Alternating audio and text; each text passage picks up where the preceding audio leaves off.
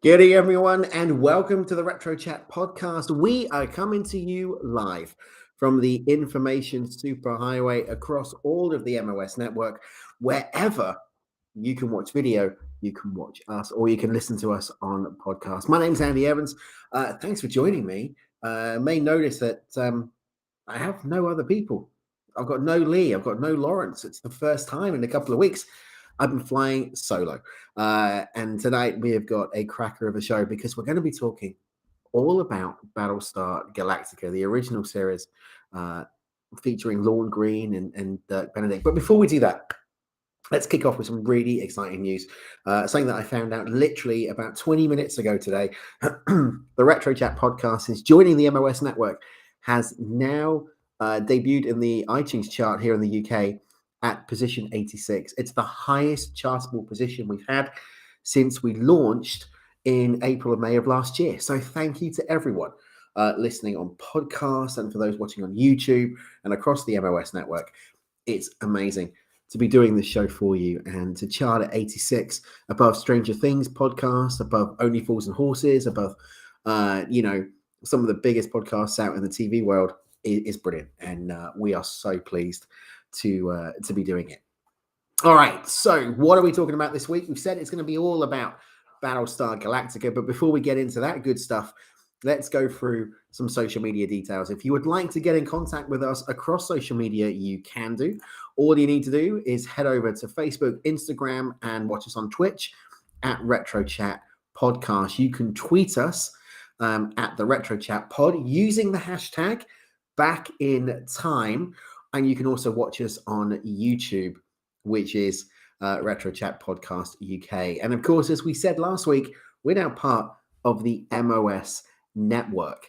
And if you want to check out all of the great work that Lee, Lawrence, and the rest of the network are doing, then you can do by watching them on the Ministry of Slam every Sunday at 7 o'clock or listen to it on the audio feed and join in their socials on Facebook, Twitch, YouTube, Instagram, and Twitter at the MOS network. Very active on all the social media. You can join in the conversation and let your comments be heard as well. And the show, The Ministry of Slam, is also on Twitter at the Ministry of Slam podcast. With Retro Chat, you can listen to us on the audio feed. It's very straightforward. All you need to do is search for Retro Chat podcast, click subscribe, and you will get the latest episodes as they drop. And that means you will get the latest shows. You'll get Ministry of Slam. You're going to get the brand new daily news, which we debuted yesterday. A very quick look at some of the entertainment news that's happening in the world of TV, movies, music, video games, and of course, professional wrestling. Plus, you're going to get our From the Vault catalog, which will be things like Legends and Champions. It'll be classic Squared Circle interviews. It could be Two Men and Their Mics. It could be Master of the Universe Chronicles. So much dropping on the audio feed of the Retro Chat podcast.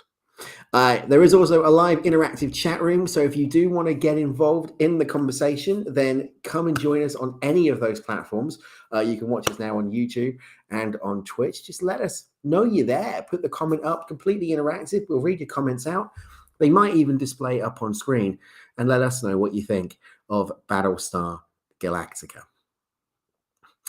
So, what was Battlestar Galactica? Well, quite simply, it's a show which really was underrated in many people's opinion and in mine, because it kind of came on that cusp of when space sci-fi was really kind of taking over. Star Trek had obviously aired in 1966, 1969. Star Wars had premiered at the cinema. We were not far off from the motion picture coming. And Glenn Larson, the creator of Battlestar, came up with this concept of a show set in space that really was about searching for the best of mankind in some ways, because it was about the colonies, about the 12 colonies of mankind that were in a war with the Cylons, and they thought they were at peace. And it was due to a human traitor called Baltar that caused the colonies to be destroyed and for the Cylons to go on this ravage. And because of that, there was this ragtag fleet of 220 ships that were in search of a new home. And they began a quest to find the lost 13th tribe of humanity that had settled on a legendary planet called Earth. But the Cylons continued to pursue them relentlessly across the galaxy. And that, my friends, is how Battlestar Galactica was born. Now, what isn't known, and I didn't know this until I was doing research for the show, is that the creator, Glenn A. Larson, is a member of the Church of the Jesus Christ of Latter-day Saints. And he actually incorporated many themes from Mormon theology into the show. We're not going to go into detail on that now, but it's interesting, isn't it, that the creator brings his own theology into the show, and maybe that's where this whole concept of the 12 colonies and of human civilization and human destruction. And what we're going to talk about later on is really the acclaim and the critical destruction and the legal challenges that the show went through. Now, Glenn Larson is no stranger to being successful TV, because one of the properties that he created after BSG was that of the A-Team. And there's a great moment where Dirk Benedict in the intros, who plays Starbuck in this, sees the Cylon walking past and does the double take. And it's just that little in-house humor of what's happening now. We don't know with this series when it was actually set. But the final aired episode, which was called The Hand of God, indicated that the original transmission from Earth took place after July 1969, so after the Apollo moon landings. But Galactica 1980, that followed soon after that, is set expressively 30 years after that show. And originally, the show was a pilot called Saga of a Star World, and it was going to be released as a movie. And in fact, it was. It was released in multiple territories, and it had a budget of around $8 million US, which was huge at that point. And although it was produced for television originally as part of a planned series of telemovies, Universal Studios decided to release a re-edited version of Saga of a Star World theatrically in order to recoup some of the production costs that they had. The producers believed the series could be a fine shot as a corner of the Star Wars market. Now, Star Wars had really taken the galaxy by storm here. And what was interesting is everyone was trying to jump on the bandwagon, and that's what Battlestar really did. So on July the 8th of 1978, 2 months before its television debut in the US, the film was released in Canada on 75 screens. The film had its US premiere on September the 11th of 1978 at the Philadelphia International Film Festival and Exhibition. So we've had a comment come through from the chat room from MJ Iverson. Which is the most worthy opponent, Cylons or Daleks? That's a really interesting question. I'd be intrigued to get your take on that, because you know what? I don't know how you can really confer that. Cylons were just evil in their own right, but the Daleks were tenacious. They wanted that pure revenge of extermination, a bit like the Borg in Star Trek, of wanting everyone to either become Dalek or become assimilated or become destroyed. Whereas the Cylons just wanted the Cylon race to be it. They didn't care. They just wanted to destroy everybody and anybody. So really, it's a toss-up. I don't know. I would say Cylons, because I'm talking about Battlestar, so I'm going to go with Cylons. So as we said, the TV broadcast was broadcast in the US on September the 17th, 1978, just 6 days after the cinematic release. And the original 3-hour broadcast was in 3 different US time zones. And it was interrupted by over an hour from Camp David because of the Camp David peace accords between Israel and Egypt. And it was overseen, of course, by President Carter. ABC resumed the broadcast right where it interrupted. And in later years, the version has often been separated into 3 separate episodes, each being an hour long for syndication. In October, that film was shown overseas, including in Australia and some countries in Europe and Latin America. And while the series was still on air, the film was shown in theaters in San Antonio, Texas, and Memphis, Tennessee, Phoenix, Arizona. And on May the 18th, 1979, following the broadcast of the final episode, the theatrical version was then released in front of 400 US theaters. Hello, Meryl. Meryl Hamilton there, the amazing guitarist from Voodoo Vegas, saying hello. Now, what we mentioned earlier on was that the saga of the Star World was a different pilot than what we had. And there were some differences, but they were only minor. The biggest difference is the fact that Baltar, the traitor, the human traitor, was actually executed by the Cylons. And instead, in the film that we saw and in the TV series, he was actually spared and became on to live in exile with them. The pilot to the series was budgeted at $8 million, as we said. It was one of the most expensive shows at that time and released theatrically in various countries.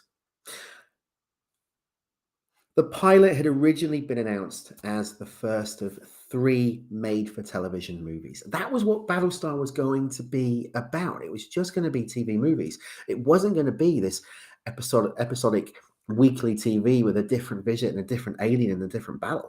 It was going to be 3 movies.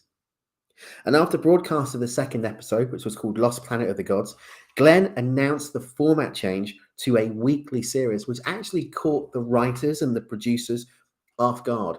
And it resulted in several different Crash of the Week episodes, as we mentioned. It also meant that production value and budget restraints were in place. They were using a lot of very basic sets. They didn't have the budget to go out and do things. But what it did do was implement a costume change. And the costume change was that the warrior's dress uniform featured a gold trim cape falling to the upper thigh. Now, because of the costume change, a portion of the movie was reshot. And this refilmed version was then released in cinemas in 1979. And the original version of the dress uniform, which was a plain mid-thin length cape, is documented in the official Battlestar Galactica scrapbook released in 1978. Now, if you can get a copy of that, that is worth an absolute fortune. So Battlestar Galactica was on air. It's having fairly good ratings. It's being received relatively well by the critics, by the viewers, but not by the critics. And why was that? Well, the answer was because it was compared a lot to Star Wars.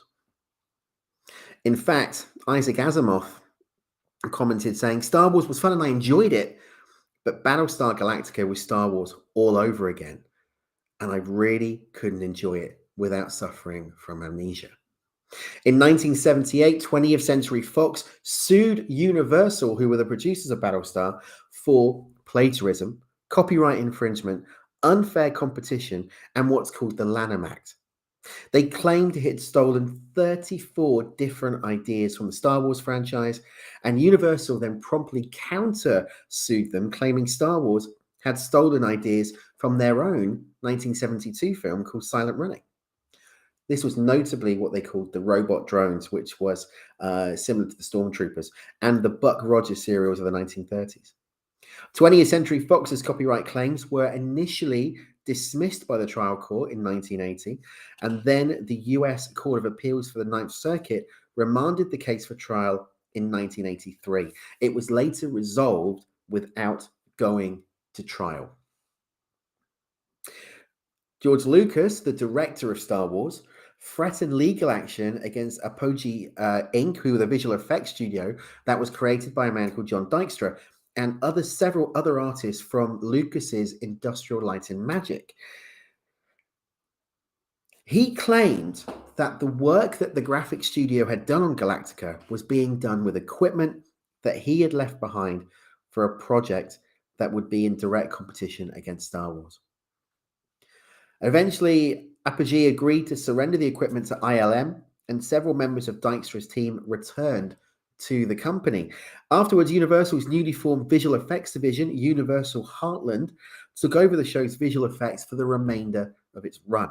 Lucas went after Galactica merchandise, claiming that the Cylon Raider and the Colonial Viper toys could be confused with his own Star Wars toys. I suppose if you look at it, there is a similarity between the Viper and the X-Wings, but you know, there's no Death Star in Battlestar Galactica.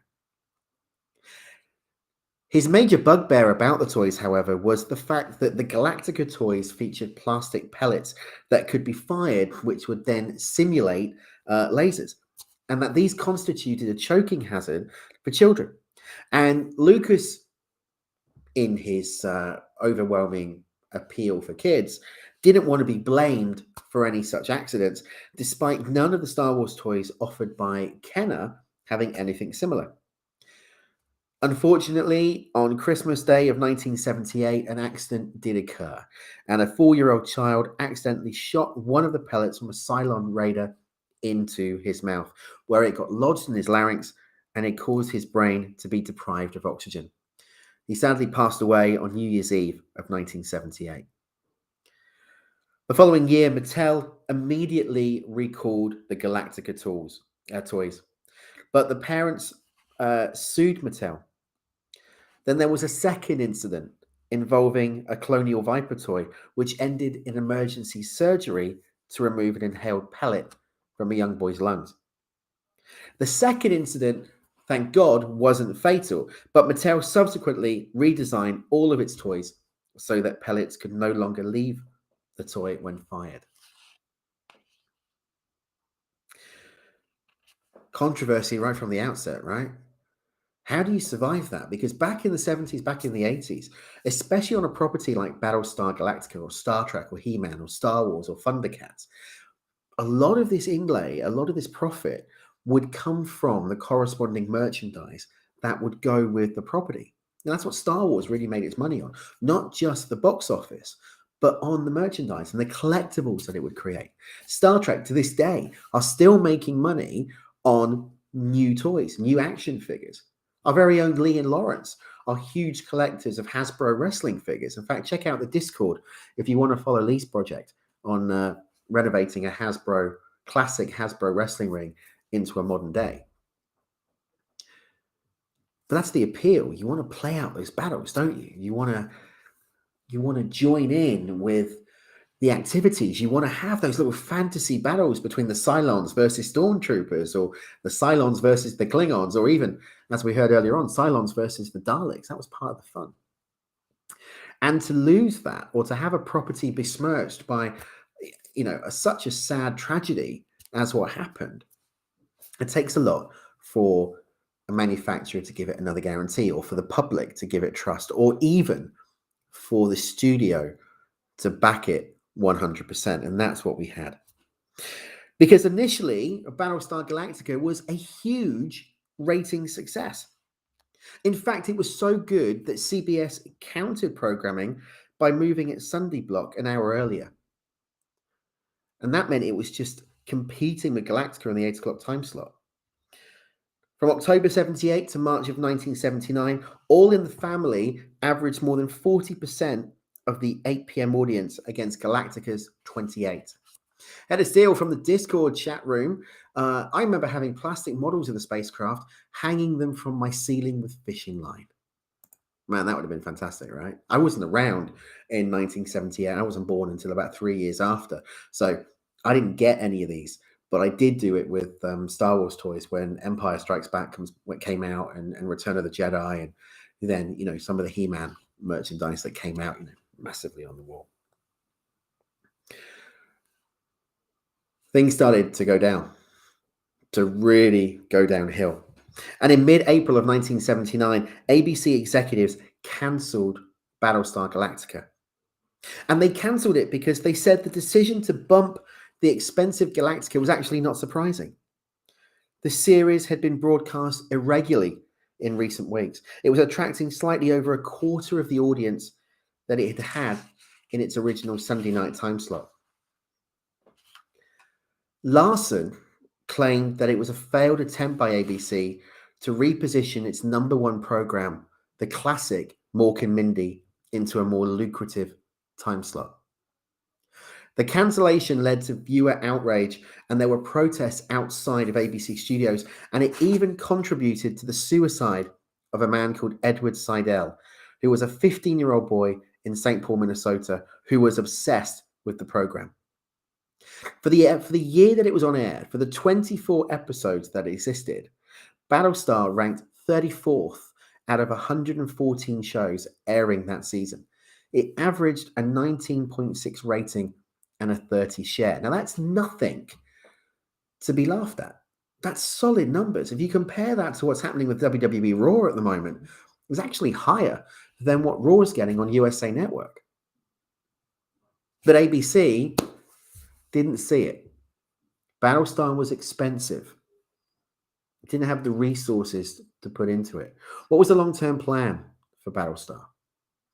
But what was interesting, as we've said there earlier on, is the fact that actually what happened was very similar to that of Star Trek, because when Star Trek got cancelled back in 1969, what happened? Fans went wild. Conventions started occurring, petitions to Paramount to get the series back on air. The cast were in demand. And that is what happened with Battlestar Galactica. Richard Hatch, who played the character of Apollo, was passionate about getting this show back on air. He created his own pilot series. That's out on YouTube if you can find it. Have a watch of the unaired pilot. He wanted it to continue, and for a while it did, and we'll touch on that in a second. The show is popular to this day. In fact, there are numerous Facebook groups and conventions and Twitter conversations and YouTube channels focused purely on Battlestar Galactica. In fact, there's Battlestar Wiki that have followed us and retweeted the post that we did on social media today. Since I started looking at this project and started watching Battlestar Galactica again, I've been surprised about actually how good it was. I watched it with my dad when I was a kid. You know, my dad and I, bless him, we watched the movie, the original movie, the 1978. And I couldn't care that it was 1978 because I watched Star Wars and I was a sci-fi fan, and it was just tremendous. And I remember sitting there with Dad and we were watching it, and he wasn't the biggest, you know, sci-fi fan of the time. He was like, yeah, you know, I watch Star Trek because you want to watch Star Trek. I don't really care about it. I watched the original series. He was hooked. And then we found out it was a weekly series, and BBC Two started airing that series again in repeat and syndication. So we watched it, and we've watched it a few times up until his passing, because of the fact it was such a good show. 24 episodes in, you were hooked. Some of the stories were crash. I mean, yeah, some of the stories were terrible. Some of the acting was a bit wooden. But the actual concept of what it was and the way they wrote it and the way they produced it really was a showcase for some of the talent that they had. I mean, bear in mind, Lorne Green, one of the most renowned actors of his time, played Adama. Dirk Benedict, a very young Dirk Benedict, just at the cusp of his career, went on to international fame with the A-Team. And Richard Hatch, who we'll talk about in a moment, as we said, kept up with Battlestar Galactica, kept it running, kept it going, and played a part in the reboot. But one of the interesting things about Battlestar, and I didn't realize this actually, and it's only since doing the research on it, is the language and what they did to use. So primarily, the colonial language was English, but they wrote it to include several fictional words that differentiated in culture from that of what we say. Most notably, this was time and expletives. And the words were roughly equivalent to their English counterparts, but with some minor technical differences. So the big expletive was frack, which was spelt F-R-A-K. There was also felgergarb and goalmogging. These words got through the censors. They avoided the US FCC guidelines on the use of profanities, and to this day, they're still being used. Just to try, you know, if I really want to lose my temper in front of my little one, I don't say the F word, but he might get frack. So the show ended. The show was no more. But fan popularity, as we said, was so much there that they brought it back. But they brought it back as Galactica 1980. Richard Hatch, Dirk Benedict, didn't want to be involved. didn't want to come back to the show. So what they did was they set it 30 years from the ending of Battlestar 78. They'd reached Earth. They were colonizing Earth. 2 new characters were introduced. One was Boxer, the son, the boy, now a full-grown adult. They went out and they were your main 2 cast members. Played by Barry Van Dyke, Richard Lynch, Lorne Green returned, and Kent McCord. And Galactica 80 happened because of this writing campaign. But because writing campaigns in favor of restoring these cancelled programs were uncommon, it prompted ABC to rethink their reasoning. And after some consideration, they went, Glenn, bring it back. But bring it back in a cheaper and less expensive format. And Glenn Larson agreed. He said he felt that the show needed some major change to relaunch it as a spin-off. So Larson and Donald P. Bellisario, who you will all know from Quantum Leap, decided to set the new series after the final one.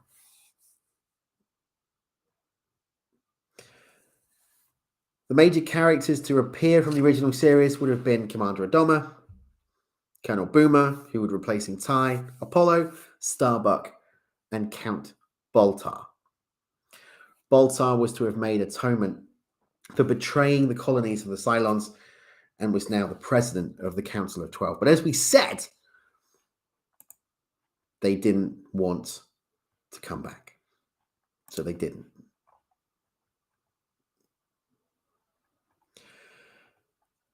The program was changed. Commander Adama stayed, and these new characters were brought in. And after the pilot was completed, the network was unhappy with the time travel aspects of the show. And that was intended to be an ongoing premise in each episode. So they agreed to pick up the series if they got rid of that time travel element. Larson and Bellisario agreed to that, and the series became focused on those 2 new characters. As we said, Bellisario returned to his time travel concept, and it became Quantum Leap. And spoiler, we have Quantum Leap coming up in the next few months. The relaunch has been announced. Quantum Leap is coming back to Peacock. We're going to be covering the original Quantum Leap right here on Retro Chat. So anyone listening out there or watching this right now would like to be involved, please hit me up, let me know, and we'll bring you on. Head of Steel is saying he used to hate that guy, the Cylon president. Yeah, so did I. But John Colicos, who played Baltar, of course, also known to Star Trek fans as Kang. Appeared on the original series, and also made several appearances on Deep Space Nine before his passing. So, there's your crossover right there.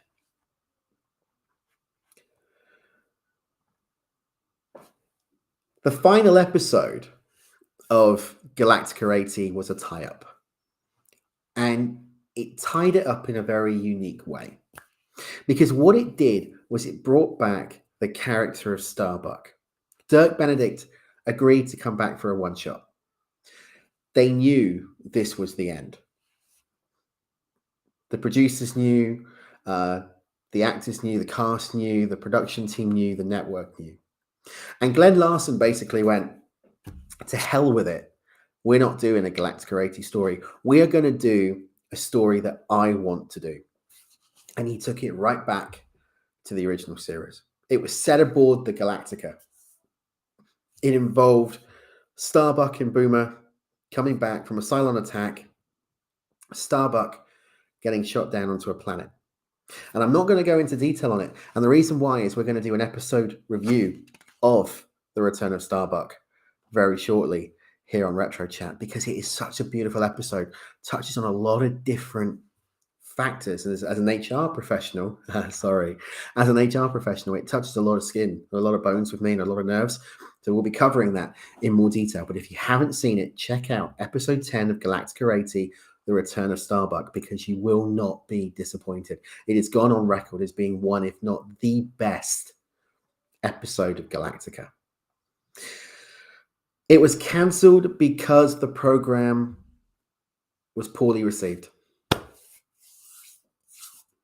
It wasn't even Battlestar to Battlestar fans. It was a kids program. I aired it a different time slot. It was just bad. So after it was cancelled, after Galactica 80 was cancelled, that was it for the original Battlestar Galactica crew and the original Battlestar Galactica dynamic. The 1080 episodes were rolled into television syndication package and were given the name Battlestar, the same as its parent. Following the cancellation of 80, a feature film called Conquest of the Earth was stitched together from sections of the 3 Galactica Discover Earth episodes and also the 2 episodes called The Night the Cylon Landed. A scene of John Colicos as Baltar was also spliced into the release, and the latter footage was actually taken from an episode of the original series because Baltar doesn't appear in any Galactica 80 episodes. And he's partially dubbed so as to make the speech sound relevant to Galactica's new situation. Some early scenes that were involving Adama and the very annoying Dr. Z are also partially dubbed to add more explanatory detail and to explain why 2 actors appear to be playing the role of Dr. Z. The feature was released in cinemas in Europe, New Zealand, and Australia, and on home video elsewhere. It's really had a trying time, Galactica. But it is a show that really just grows with fan appreciation. It's a show that I think you just end up loving because of the fact that it is just so different. It is similar to what you've seen before, but the way they do it is just incredibly unique. And it's one of the things that I love about Battlestar Galactica so much. It's because of the fact that they weren't afraid to take a risk. They weren't afraid, in a way, to rip off Star Wars. They weren't afraid to do it. They really didn't care. And that, I think, is one of the cool things about the show.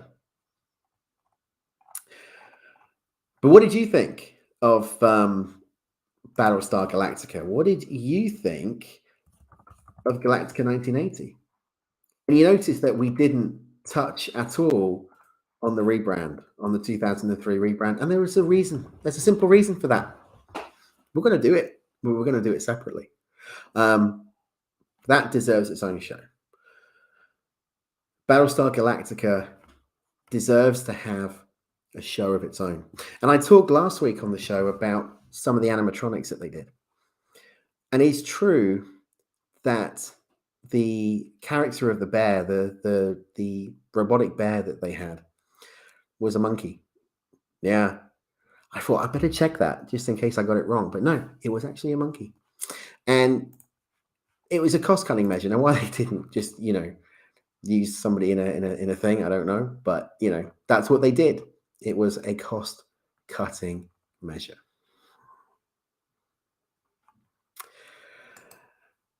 Right. So what else is upcoming right here on the Retro Chat podcast? Well, in a moment, we're going to have a look at some of the latest news because we haven't done the daily update this week. And the reason for that is quite simply because we're live tonight. So this is, we've got one more comment in the chat room. Again, Head of Steel. I remember enjoying the 78 series. I was too young to know about all the backstage drama. So was I. And in fact, you know what, Head? I only really knew about some of the backstage drama because of doing the research for these shows and what I found over the years as a fan. It just wasn't. I think it's a bit like professional wrestling. Sometimes you can get spoiled, and it takes the fun away from it. Um, but it shouldn't do. It should be one thing that you really do, that you really do enjoy. All right, let's get to some news of the week before we wrap up.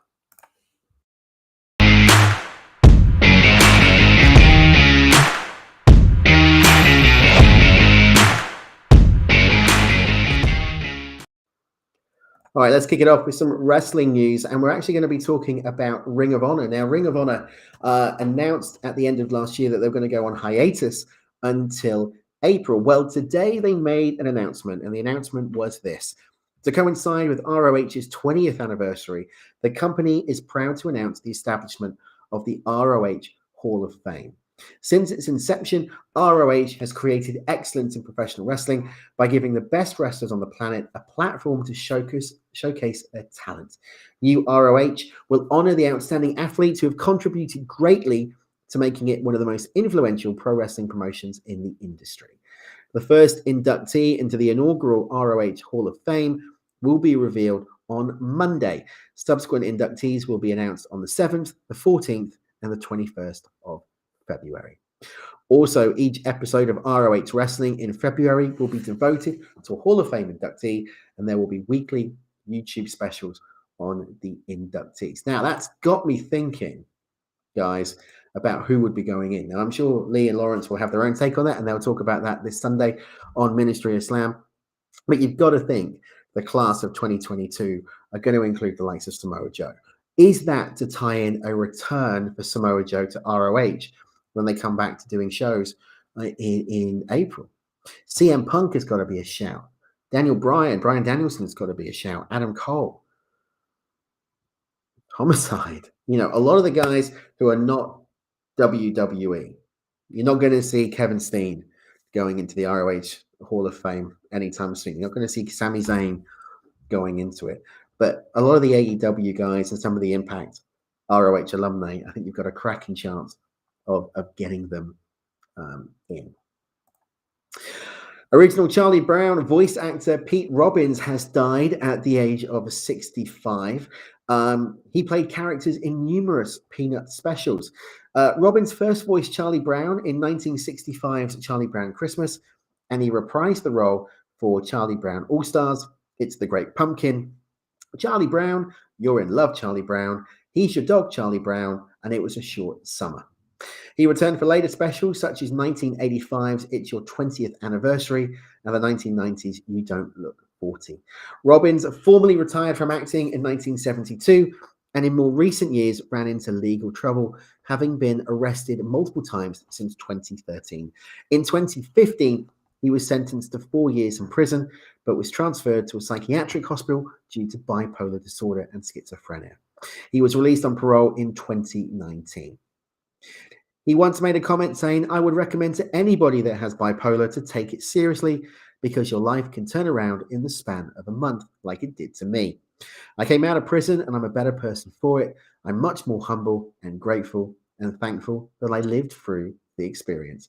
Outside of Peanuts, Robbins was featured in The Munsters, F Troop, Good Times, Get Smart, Blondie, and My San Diego Son. So condolences go out to the family of Pete Robbins there. Mortal Kombat, the new Mortal Kombat reboot, is officially getting a sequel with Moon Knight head writer and executive producer Jeremy Slater tackling the script. According to Variety, Warner Brothers and New Line are currently developing a sequel to the video game adaptation, which dropped last year, both on HBO Max and in theaters. Jeremy Slater, the head writer and exec producer on the upcoming Moon Knight series, will pen the script. Mortal Kombat debuted on April the 23rd in 2021, released simultaneously on HBO Max and in theaters as part of Warner's strategy to combat the pandemic's impact on cinema. The movie ended up earning $42.2 million at the domestic box office and landed a global total of $83.6 million. While concrete streaming numbers weren't released, Warner Media Executive Vice President of Growth and Revenue Brad Wilson said in June that Mortal Kombat had outperformed expectations. He said that Mortal Kombat was an interesting title because I will say that while we expected it to do well, we did not expect it to do as well as it did. It's been one of our top assets on the platform. While today's announcement is the first official confirmation that a sequel is in the works, it's not actually an unexpected development. The movie ended teasing the arrival of Johnny Cage, one of the main fan favorite characters that was absent from the adaptation and the focus of the 90s film with the same name. Much to the disappointment of audiences, the reboot also eschewed the tournament itself for a batch of informal fights. As such, there's plenty of storyline potential for a sequel. And there is a rumor going around that Mike Mizanin, the Miz, is trying to get the role of Johnny Cage. I really don't know how that is going to work. Another bit of news for Disney Plus fans, and this one is, I hope, going to be of interest to those of you who like the Mighty Ducks, because they have cast the replacement for Emilio Estevez. Jupiter's Legacy alum Josh Duhamel will replace Estevez as the new male lead in season 2 of Game Changers on Disney Plus. The Disney Plus show has tapped the alumni of Jupiter's Legacy as the new male lead because of his portrayal in that film. Duhamel will portray a former NHL player turned coach named Gavin Cole, according to The Hollywood Reporter. Cole is described as an inspirational, charming, and a hardcore believer in using the game of hockey as a metaphor for life.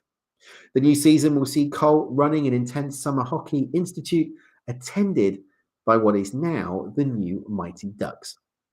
It was revealed back in November that Estevez would not be returning as Coach Gordon Bombay for season 2 of Game Changers.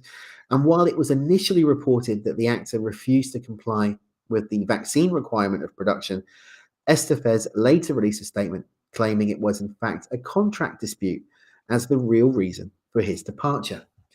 He said in the statement that I want to address what transpired and clear up some falsehoods which appeared in an article regarding my decision to depart Game Changers. In the final analysis, this was nothing more than a good old-fashioned contract dispute and not, as some would believe, an anti-vaccine position.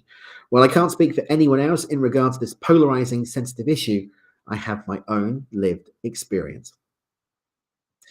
Duhamel joins a cast that includes the season 1 stars Lauren Graham and Brady Noon, and Game Changers will also see the return of showrunners Kathy Jesper and Josh Goldsmith, who are credited with creating the series alongside Stephen Brill. Interesting times over at Disney Plus in terms of replacing Emilio Estevez. How is that going to impact the Mighty Ducks? How is that going to impact the characters? How's that going to impact the story? Are you actually even interested in watching the Mighty Ducks Game Changers now that Estevez is no longer in the series? It's an interesting one because, you know, it was a cracking series what they did. But we're going to have to find out. All right, that's it for this edition of Retro Chat. Thank you for joining me. Let's give you a little bit of promotion about what is upcoming, because next week we're going to be back live here at 8 o'clock, this time talking about this. We're going to be doing the great debate. Who exactly is the greatest wrestling manager? Is it Jim Cornette or is it Bobby the Brain Heenan? We're going to have 2 guests on the show, one representing Jim Cornette, one representing Bobby Heenan, and they will be battling it out to determine who is the greatest wrestling manager. So that's next week right here on Retro Chat. And what I can now reveal is that representing Bobby the Brain Heenan will be MOS's Lee Tyers, and representing Jim Cornette will be Peanut from realwrestling.net. Full details will be in the link. Both of these guys, but Lee, as we all know, is a passionate old school wrestling fan. So is Peanut. This is going to be a cracking debate. So join us next Wednesday, the 2nd of February, 8 o'clock, live right here on the Retro Chat podcast across all of the information superhighway. Tomorrow night, as you're listening to us or watching to us, join Lawrence on the Ministry of Slam for the Royal Rumble preview show. Who is going to be victorious and go to WrestleMania to face off against the champion of their choosing? Will Ronda Rousey return at the Royal Rumble? Will Mickie James, the Impact's knockout champion, win? She's not. The Royal Rumble women's match. What is going to happen? What is going to happen this Saturday night at the Royal Rumble? Check it out with Lawrence. And then on Sunday, it's Ministry of Slam live. It's the Royal Rumble recap show. Lee and Lawrence taking the helm for about 3 hours, as they always do, talking Royal Rumble, talking GCW, and all of the news of the week. Busy week on the MOS network. Busy week as always here at Retro Chat. We'll be back with daily news tomorrow and Friday, and coming back as well next week with more. Now, if you would like to get involved with us on the show, you can do. All you need to do is head over to our socials, Facebook, Instagram, and Twitch at Retro Chat Podcast. You can join in the conversation on Twitter at Retro Chat Pod using the hashtag #BackInTime, and you can watch on YouTube at Retro Chat Podcast UK. If you're watching us on video and you want to take us in your earplugs and listen to us in your ears, then listen to the audio podcast by subscribing on all good podcast providers. All you need to do is search Retro Chat Podcast. And we've got much more stuff coming on that feed, as we talked about earlier on, including some From the Vault. Don't forget, MOS Network continues to take the information superhighway by storm, and you can keep up to date with all of the latest happenings on the network on Facebook, Twitch, YouTube, Instagram, and Twitter at the MOS Network.